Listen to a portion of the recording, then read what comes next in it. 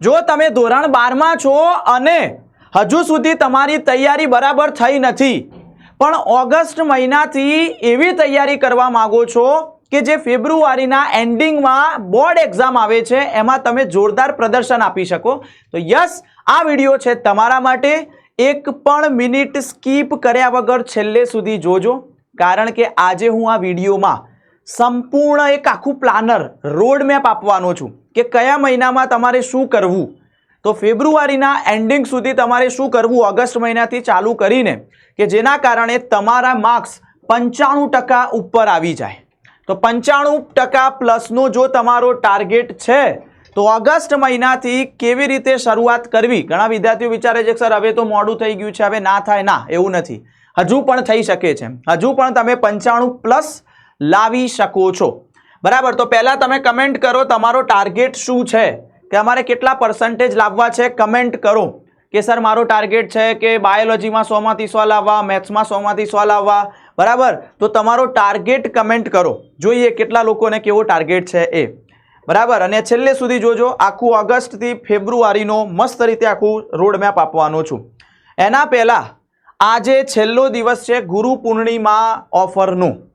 ઘણા બધા વિદ્યાર્થીઓ છે એમને ખબર જ નહોતી કે આપણી ગુરુ પૂર્ણિમાની ઓફર ચાલી રહી હતી. આજે છેલ્લો દિવસ છે, જે યકીન, લક્ષ્ય અને અર્જુન આ 3 બેચની અંદર ઓફર ધમાકેદાર ઓફર છે.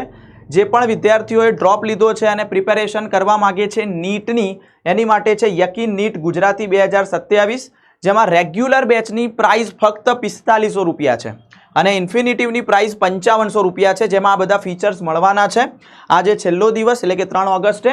બીજી વસ્તુ કે જે વિદ્યાર્થીઓ લક્ષ્ય નીટ ગુજરાતી લેવા માગે છે, એટલે કે ધોરણ 12માં છે અને સાથે નીટની તૈયારી કરવા માગે છે, તો એમાં 4500 રૂપિયા પ્રાઇસ છે એની. અને જેઓ લક્ષ્ય જેઈ એટલે કે ધોરણ 12માં છે અને JEE એક્ઝામની પ્રિપેરેશન કરવા માંગે એના માટે પણ 4500.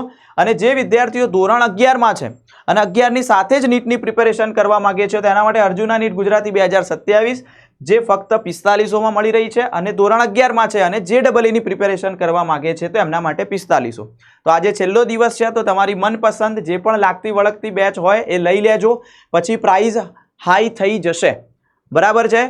ચાલો હવે આપણે આગળ વાત કરીએ કે ઓગસ્ટ અને સપ્ટેમ્બર, કે હાલ ઓગસ્ટ ચાલી રહ્યો છે અને સપ્ટેમ્બર. તો ઓગસ્ટ અને સપ્ટેમ્બર મહિનામાં શું કરવું જોઈએ તમારે.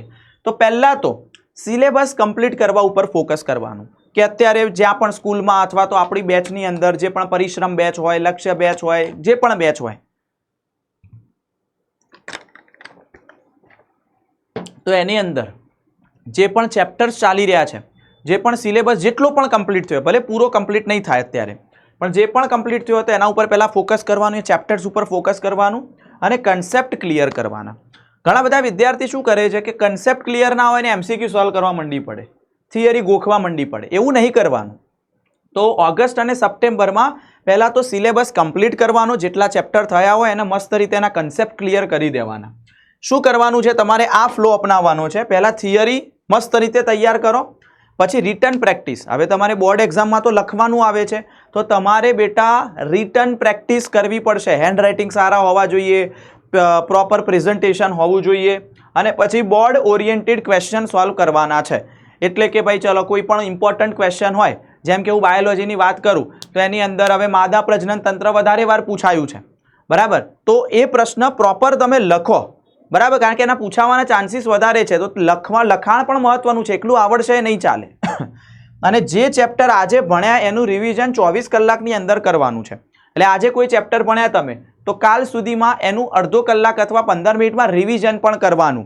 પછી શું કરવાનું, 7 દિવસે કરવાનું, પછી 15 દિવસે, પછી મહિને. એટલે તમારું શોર્ટ ટર્મ મેમરીમાં જે પડ્યું તે લોંગ ટર્મ મેમરીમાં જતું રહે, એટલે કાયમ માટે યાદ રહી જાય.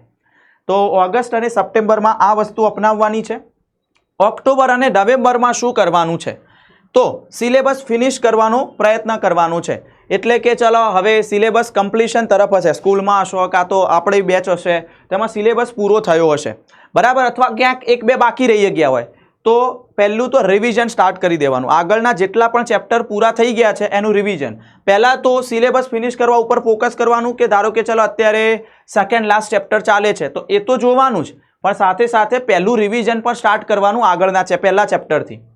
હવે શું કરવાનું, તમારો 70% ટાઈમ ઓક્ટોબર અને નવેમ્બરમાં બાકી સિલેબસ પર ફોકસ કરવાનું છે. એવું નહીં સાહેબ રિવિઝન કરીએ, પહેલા ચેપ્ટરથી સ્ટાર્ટ કરીએ, અત્યારે જે ચાલે પછી કરીશું, ના. 70% તમારો ટાઈમ પહેલા તો જે ચેપ્ટર બાકી છે, જે સિલેબસ બાકી છે એના ઉપર ફોકસ કરવાનું. એટલે સ્કૂલમાં ચાલી રહ્યું હોય અથવા અહીંયા લાઈવ લેક્ચર ચાલી રહ્યા હોય તો એના ઉપર ફોકસ કરવાનું. અને 30% તમારે જે જૂના ચેપ્ટર છે એનું રિવિઝનમાં આપવાનું. એટલે 70-30 નો રેશિયો હોવો જોઈએ.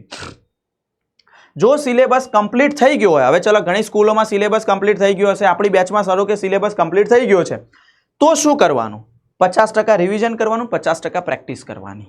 એટલે કે આગળના જે પણ ચેપ્ટર છે એ બધા રિવિઝન ચાલુ કરી દો અને MCQ પ્રેક્ટિસ ને એ બધું સ્ટાર્ટ કરી દો. એટલે 50-50, 50-50 રેશિયો હોવો જોઈએ એમાં. તો આ ઓક્ટોબર અને નવેમ્બર માટે હતું. હવે વાત કરીએ ડિસેમ્બર. તો ડિસેમ્બરની અંદર શું કરવું, હવે ફૂલ રિવિઝન, કારણ કે હવે સિલેબસ પૂરો થઈ ગયો છે એટલે હવે ફૂલ રિવિઝન સ્ટાર્ટ કરી દેવાનું છે. એવું ના કરતા કે મનગમતું ચેપ્ટર હોય, મનગમતો વિષય હોય એને જ વારંવાર વાંચીએ, ના. તમારે જો 95+ લાવવા હશે એવરેજ, તો બધા સબ્જેક્ટમાં બધા ચેપ્ટર કરવા પડશે તો આવશે, બરાબર. તો એમાં શું કરવાનું, શોર્ટ નોટ્સ તમે લખેલી હોય અથવા ના હોય તો આપણે બેચમાં પ્રોવાઈડ કરીએ. તમે પરિશ્રમ બેચમાં હોય, લક્ષ્ય બેચમાં હોય, કોઈ પણ તેમાં શોર્ટ નોટ્સ આપીએ છીએ એમાં. તો શોર્ટ નોટ્સ પછી ફોર્મ્યુલા શીટ પણ આપીએ છીએ, જે સૂત્રોને બધું હોય એ. પછી IMP કન્સેપ્ટ, તમને ઇમ્પોર્ટન્ટ ક્વેશ્ચન પણ આપીએ છીએ.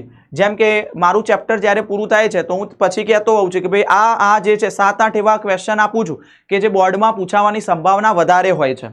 તો ઇમ્પોર્ટન્ટ કન્સેપ્ટ, પછી PYQ એટલે કે પાસ્ટ યર ક્વેશ્ચન્સ, જે ભૂતકાળમાં બોર્ડ એક્ઝામમાં પૂછાઈ ગયા હોય તો છેલ્લા 5 વર્ષના કરવાના, કે 2022માં કયો પૂછાયો, 23, 24, 25, 26માં, બરાબર. જેના કારણે ખબર પડે કે આ વારંવાર પૂછાય છે તો આના ઉપર વધારે ફોકસ કરીએ. અને છેલ્લે ટેસ્ટ, બરાબર. અમારી દરેક બેચ જે છે એની અંદર ટેસ્ટ હોય છે. લગભગ એવરી 15 ડેઝમાં વેરિએશનમાં ટેસ્ટ, ડ્યુરેશનમાં ટેસ્ટ લેતા હોઈએ છીએ, જેના કારણે તમારો આત્મવિશ્વાસ વધે. ટેસ્ટના ડરથી ટેસ્ટ ના આપવો એ સૌથી મોટી ભૂલ છે. ટેસ્ટ તો આપવો જ, જેના કારણે તમારો કોન્ફિડન્સ લેવલ બૂસ્ટ થાય અને આત્મવિશ્વાસ વધશે તો એક્ઝામમાં પણ સારું પ્રદર્શન કરી શકશો. બીજી વસ્તુ, ડિસેમ્બરમાં મેક્સિમમ રાઇટિંગ પ્રેક્ટિસ કરવાની. ઘણા બધા વિદ્યાર્થીઓ આ બહુ મોટી ભૂલ કરે છે. હવે બોર્ડ એક્ઝામમાં થિયરી લખવાની હોય છે. હવે ડિસેમ્બર ચાલુ થાય ને, ડિસેમ્બર, જાન્યુઆરી, ફેબ્રુઆરી, એટલે ખાલી વાંચ જ કરે, ખાલી રીડિંગ કરે છે, લખવાની પ્રેક્ટિસ છૂટી જાય છે. એટલે જ્યારે બોર્ડ એક્ઝામમાં પેપર લખવા જાય એટલે હાથ જ ઉપડે નહીં, અથવા અક્ષર સારા ના આવે, અથવા સ્પીડ ના આવે, જેના કારણે પણ માર્ક્સ ઘટી જાય છે. એટલે મેક્સિમમ રાઇટિંગ પ્રેક્ટિસ કરજો તો એનાથી 2 ફાયદો થશે, સ્પીડ પણ વધશે અને બીજી વસ્તુ કે ક્વેશ્ચન જલ્દી યાદ પણ રહી જશે. અને પ્રોપર પ્રેઝન્ટેશન. હવે ઘણા બધા વિદ્યાર્થીઓ હોશિયાર હોય છે પણ છતાં એમને માર્ક્સ નથી આવતા. કેમ? લખાણ એમનું એટલું ખરાબ લખાણ હોય છે, જેના કારણે જે પ્રેઝન્ટેશન હોય છે ને એ સામેવાળા જે ટીચરને ચેક કરવું ગમે જ નહીં. ભલે સાચું લખ્યું તો એ માર્ક્સ પૂરા નહીં આપતા. એટલે એકદમ સ્વચ્છ લખાણ હોવું જોઈએ, અક્ષર થોડાક મોટા રાખવાના, સારા રાખવાના, આકૃતિ આવતી હોય તો આકૃતિ દોરવાની છે, ચેક ના હોવું જોઈએ, બરાબર. થોડી જગ્યા રાખીને લખવાનું છે, ફકરા વાઇઝ નહીં લખવાનું.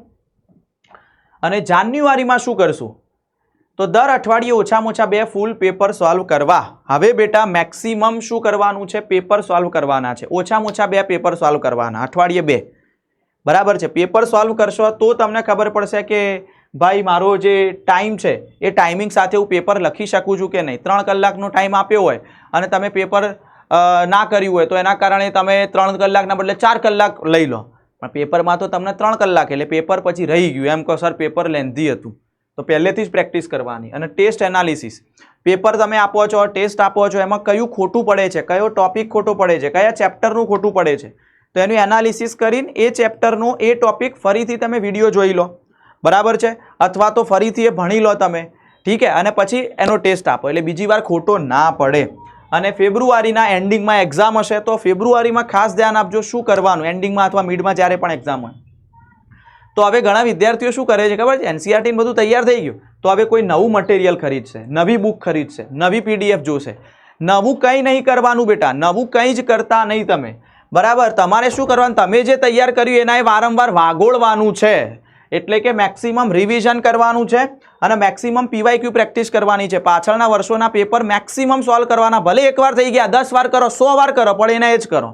અને આકૃતિઓ, વ્યાખ્યા, સૂત્ર, પ્રક્રિયાઓ હોય કેમિસ્ટ્રીમાં, ઇમ્પોર્ટન્ટ ટર્મ્સ હોય ઘણી બધી, બોર્ડ સ્ટાઇલ મુજબ આન્સર. ભાઈ આન્સર પણ તમારે બોર્ડની અંદર જે પેટર્ન હોય મુજબ જ લખવાના છે. તમારે બીજો કોઈ ઘરનો બનાવીને આન્સર લખવાનો નથી. એમાં જે આવવું જોઈએ એ બધું જ તો આ બધું જ પણ અંદર હોવું જોઈએ, તો જ બેટા તમારા માર્ક્સ ઇન્ક્રીઝ થશે અને અત્યારથી તૈયારી તમે કરશો આ પ્રોપર વેમાં ફેબ્રુઆરી સુધીમાં તો 95% પ્લસ આવી જશે. તો તમારો ટાર્ગેટ શું છે જરૂરથી કમેન્ટ કરજો.